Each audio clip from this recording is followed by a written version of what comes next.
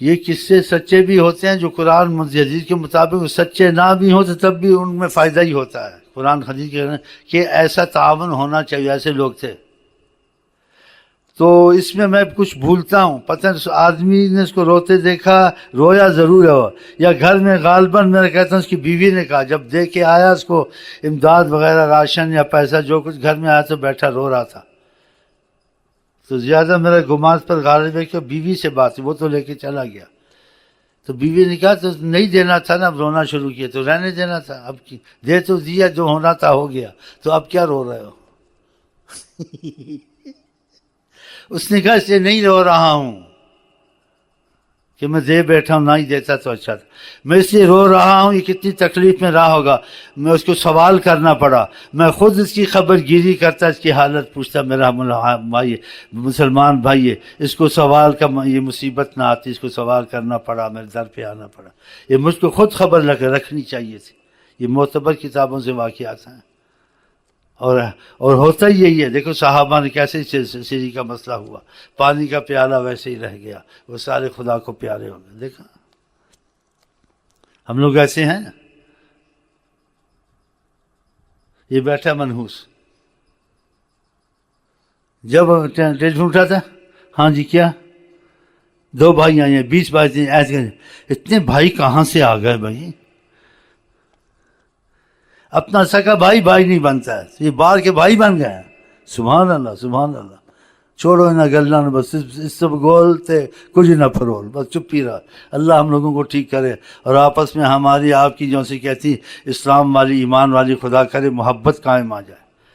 آقا جی کہتے ہیں ایمان والا وہ ہے کہ اگر بدن کے کسی حصے کو تکلیف ہو, سارے بدن کو تکلیف ہوتی ہے.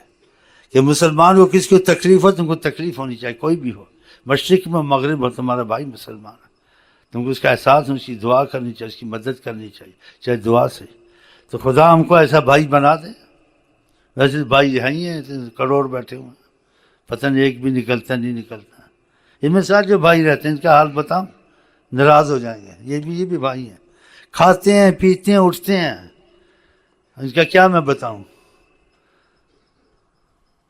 بس اللہ ہی ہم لوگوں کو ٹھیک کرے گا انشاءاللہ. اور خدا کرے ہم لوگ بہت جلدی ٹھیک ہونے والے ہیں اگر ہم نے نبی کریم کی تربیت نہیں چھوڑی. ہاں آپ کو پتہ ہے نبی کریم جو آپ نا اتفاقی ہو, نبی کریم فرماتے ہیں بھیڑیا اس بکری کو کھا جاتا ہے جو ریوڑ سے علیحدہ ہو جائے. ہاں وہ آدمی نقصان میں جاتا ہے. ہاں اس میں خیر نہیں ہوتی, نہ خیر ملتی ہے اس کو.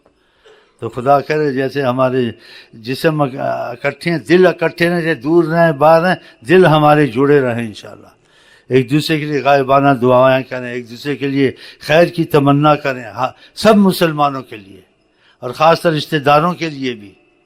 کہتے پہلے خیش پھر درویش, کہ رشتہ داروں کا بھی بہت خیال ہے. قرآن میں ہے, حدیث میں ہے, ان تقطعوا ارحامکم, تم اپنے رشتوں کو توڑو. اولئک لعنہم اللہ, ان پر خدا کی لعنت ہوتی ہے. اس کا مفہوم ہے جو رشتہ داریوں کو توڑتے ہیں. رشتہ داریوں کو توڑنے کا کیا مطلب کہ سلام دعا نہیں, رشتہ داری سکھ دکھ میں اس کا ساتھ دینا, یہ رشتہ داری جوڑنی ہوتی ہے. اس کی مصیبت میں کام آنا. اگر وہ بھی نہ کام آئے تو تم اس کے کام آ, تم نہ توڑو اگر وہ رشتے کو توڑتا ہے. ہاں ہم تصل من قطعک, اس کی بہت فضیلتیں آئی ہیں. اور جس قوم میں رحم رشتے کو توڑنے والے ہوتے ہیں کہ رشتے کو نہ توڑنا, بار شادیاں کرنا, رشتے میں نہ کرنا, رشتے داروں کو غریب دیکھنا, فقیر دیکھنا, اس کی مدد نہ کرنا. جس قوم میں رشتے دار ان کے سکھ دکھ میں شریک نہ ہونا. آقا جی کا جس حدیث میں جس قوم میں رشتے توڑنے والے ہوں اس قوم پہ خدا کی رحمت نہیں آتی ہے. بعض صالحین جب دعا مانگتے تھے تو ڈرتے تھے, پھر پوچھتے تھے کوئی ایسا آدمی تو نہیں ہے جو رشتہ داری میں بگڑا ہوا رشتہ داری کو توڑتا ہے, اگر ایسا ہے تو نکل جائے, اس کی وجہ سے ہماری دعائیں نہ واپس ہو جائیں. ایسے کہتے تھے, اس کو بار کرو اگر کوئی رشتے کو توڑتا ہے. رشتے کو جوڑنا چاہیے, اور رشتہ تبھی جڑتا ہے کہ انسان عفو رکھے. خذ العفو, کہ عفو کو پکڑ کے تو نے کیا میں نے کیا تو نے, اس سے تو نہیں جڑتا رشتہ, اس سے مصیبت پڑتی ہے. اسی کا فمن عفا و اصلح فاجرہ علی اللہ, جو عفو کر دے درگزر کر دے اللہ اس کو اجر دے گا. ولمن صبر و غفر, جو صبر کر جائے اور معافی نہیں, ساتھ معافی بھی دے دے, کوئی بات نہیں ہو گیا, ہم تو کوئی مواخذہ نہیں, ہم بھائی ہیں, ہم رشتہ دار ہیں, ان ذالک لمن عزم الامور، یہ بہت ہی بڑے کاموں میں سے خدا نے کہا۔ تو یہ آج کل کتنی مصیبت ہے، رشتے دستے کی ایسے کیا تو نہ کر، تو اس کو جوڑ، اس بات کا ازالہ کر۔ اگر تو حق پر بھی تھا، وہ کہتا تو نہ حق تھا، تو حق کو چھوڑ دے، بول میں نہ حق ہوں، رشتے کو جوڑ لے، اپنے پر ڈال لے، اس پر نہ ڈال۔ آقا جی کہ جو حق پر ہو کر حق سے ہٹ جائے گا، میں اس کی جنت کا ضامن ہوں، مکان دلوانے کا۔ تو ہم کو جنت کا مکان بھی نہیں چاہیے۔ اگر آقا جی خوش ہیں کہ مسلمانوں کو جوڑنا، رشتہ داروں کو جوڑنا، اپنے حقوق کو چھوڑنا، ہاں جی، کہ اس بات میں جھگڑا ہوتا ہے میرا حق بنتا ہے یا میں حق پر ہوں، چھوڑ دینا، جڑ جانا، کوئی بات نہیں، تم ہی صحیح ہو میں ہی غلط ہوں، اس کو جوڑ لینا۔ تم جنت کے بغیر ان کی رضا جنت سے افضل ہے، ہم کو کر لینا چاہیے۔ اسی وجہ سے رشتہ داروں کے رشتے ٹوٹے ہوئے ہیں، آپس میں محبت نہیں مسلمانوں کی، خیر کہاں سے آئے؟ ان پہ رحمت نہیں اترتی۔ آقا جی کہ جس قوم میں رشتے توڑنے والے ہوں ان پہ خدا کی رحمت نہیں ہوتی۔ تم جوڑ، وہ نہیں آتا تم جاتے رہو اس کے یہاں، وہ تمہارے کام نہیں آتا، برائی کرتا تم اچھائی کرتے رہو، لازم اچھائی کے ساتھ اچھائی، یہ تو سب کر لیں گے، آسان بھی ہے، لیکن وہ برائی کرتا تم اچھائی کرتے۔ ایک صحابی نے ایسے آقا سے وہ کہا کہ میں رشتہ دار ہے، میں ان پہ حلم بھی کرتا ہوں، ہر معاملے میں بہت چیزیں بتائی، اس کا سب کا معاوضہ مجھے برعکس دیتے ہیں۔ تو آپ نے خوشی کا اظہار کیا کہ خدا تجھ کو ہمیشہ غالب رکھے گا، تو ایسے سمجھ کا مفہوم ہے کہ تو ان کو جیسے کہا کہ مٹی کھلا رہا ہے، اور خوشی کا اظہار کیا۔ اور جو رشتے کو جوڑتے ہیں، جو توڑتے ہیں وہ، اور جو جوڑتے ہیں توڑے ہوئے کو بھی کہ ہم تو جوڑ لیں گے، چاہیے توڑتا ہے، اس کے لیے بہت فضیلتیں آئی ہیں کہ افضل الحسنات، اگر کوئی بڑی نیکی ہے، بہت بڑی نیکی ہے کہ تو اس سے جڑ جو توڑتا ہے تو جوڑتا ہے، نہیں اس نے توڑا تو میں بھی نہیں توڑا، اس نے ایسے کیا تو پھر میں بھی ایسے کروں گا۔ کیوں ایسے کرتے ہو؟ اسی میں تو اخلاق کو دیکھا جائے گا، اسی میں تو دیکھے گا تمہارا نفس مرا نہیں مرا ہے، اسی میں درگزر کو دیکھا جائے گا۔ حضرت ابو بکر پر کتنی بڑی مصیبت آئی تھی، ان کی بیٹی کی تہمت میں، جس کو پالتے تھے، خرچہ کرتے تھے، وہ شریک ہو چکا تھا۔ آپ نے اس کا نفقہ نان سب بند کر دیا، کہا ہمارے پلتا ہے، ہمارا غلام ہے، اس نے بھی ان کا ساتھ دیا۔ یہ کتنی بڑی مشکل بات ہے کہ اس غلام کو پالنا، ساتھ رکھنا، پرورش کرنا، خوشحال رکھنا۔ اور منافقوں نے لمبا قصہ، سارا قصے کا وقت نہیں ہے، تو وہ جب حضرت عائشہ پہ تہمت کا الزام لگا تو اس نے ان کا ساتھ دیا۔ آپ نے سب نفقہ وغیرہ بند کر دیا کہ اس کو کچھ مت دو، دور کرو اس کو۔ قرآن میں آیت تھی فَلَا يَأْتَلِ أُولِي الْفَضْلِ مِنكُمْ وَالسَّعَةِ أَن يُؤْتُوا أُولِي الْقُرْبَى وَالْمَسَاكِينَ وَالْمُهَاجِرِينَ فِي سَبِيلِ اللَّهِ، جن کو خدا فضیلت دے، درجہ دے، صاحب حیثیت کرے، ان کے کرم والا بنا دے، ان کو اپنا کرم نہیں روکنا چاہیے۔ فقیروں کو دو، مسکینوں کو دو، مہاجروں کو دو، اور اپنا کسی ناراضگی کی وجہ سے کہ انہوں نے ایسا کیا، اپنا احسان نہ روکو، احسان جاری رکھو۔ تم عفو کیوں نہیں کرتے ہو؟ الا تحبون ان یغفر اللہ لکم، نہیں چاہتے ہو تو واعفوا فاصفحوا، تم عفو کرو، درگزر کرو، اللہ بھی تو درگزر کرتا ہے، تو اللہ کے ساتھ شریک ہو جاؤ۔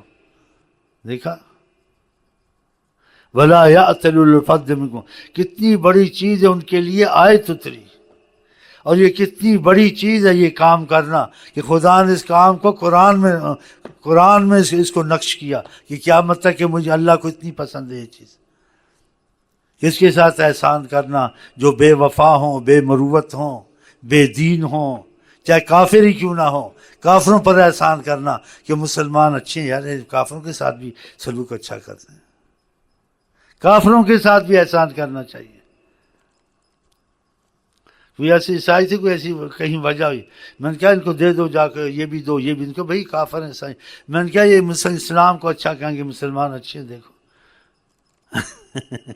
کہ دو ان کو دو، سب کچھ دو، روٹی دو، چائے دو، یہ دو، کپڑا دو، پانی دو، یہ دو، محبت سے سلام کرے، السلام علیکم، السلام علیکم، how are you, good morning, کہ اسلام کو اچھا کریں۔ ہاں جی، اس وجہ سے بعض مسلمان بھی ہو جاتے ہیں۔ تو قرآن نے یہ آیت اللہ تعالیٰ نے اتارے، کہ جس پر خدا کرم کرے اس کو احسان کرنے چاہیے. اس کو کسی کی غلطی یا کسی کی جیسے، اور پھر اتنی بڑی غلطی تھی کہ ان کی بیٹی کا مسئلہ تھا اور یہ ان کے نفقے سے چل رہا تھا اور اس نے ان کا ساتھ دیا. کتنے دکھ کی بات ہے نا؟ دکھ کی بات ہے، بہت بڑے دکھ کی بات ہے کہ بیٹی کا معاملہ تھا. آدمی جیسے معاملے میں ذبح کر دیتا ہے کہ تو ہمارے گھر کا نمک کھاتا رہا اور ہماری بیٹی کے ساتھ کے معاملے میں ان کا ساتھ دیا، تو ذبح کرنا چاہیے. خدا نے کہ ان کے ساتھ عفو کر دو. کیا تم پسند نہیں کرتے خدا تم کو بخشے؟ یہ آیتیں اتری، پھر ابو بکر نے سب کچھ اس نفقہ کا نام تھا اس کو جاری کر دیا. تو خدا ہم کو پہلے ایسے امتحان میں ڈالے نا، یہ بڑا مشکل ہوتا ہے، بڑا مشکل. اگر آ جائے کوئی تم ادھر ادھر سے اب کیا کر ڈرتے تو بڑا ہے، تو خدا کر اس میں ہم لوگ کامیاب ہو جائیں.